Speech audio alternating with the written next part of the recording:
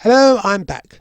As I mentioned in my How the Battle of the Mutara Nebula Could Have Ended video, 2022 marks 40 years since the release of Star Trek II The Wrath of Khan. This, of course, was produced as a sequel to Star Trek the Motion Picture, which had been produced to try and cash in on the sci-fi mania generated by the success of Star Wars. Of course, in the late 1970s and early 1980s, Paramount's effort wasn't the only one to jump on the sci-fi bandwagon.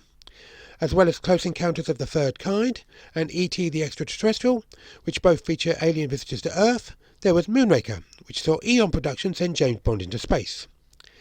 Universal took two bites of the proverbial cherry by releasing Buck Rogers in the 25th Century, an updated version of Buster Crabbe's late 1930s cinema serial about a man who wakes up 500 years in the future, and the original Battlestar Galactica, which depicted human survivors of a war in deep space seeking a new home.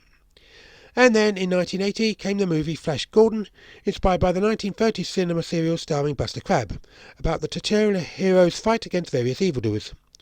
On release, the movie received a mixed reception, which is quite ironic, as it was the failure of a deal between George Lucas and rights holders King Features Syndicate over the making of a Flash Gordon movie that indirectly led to the creation of Star Wars in the first place, but that's a story for a future video.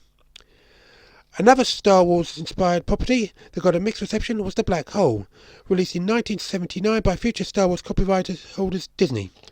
This featured the crew of a deep space research ship who, after a fruitless 18-month search for alien lifeforms, encountered both a massive black hole and an older Earth research ship that had disappeared 20 years earlier, along with the brooding Captain Nemo-esque scientist who commanded it.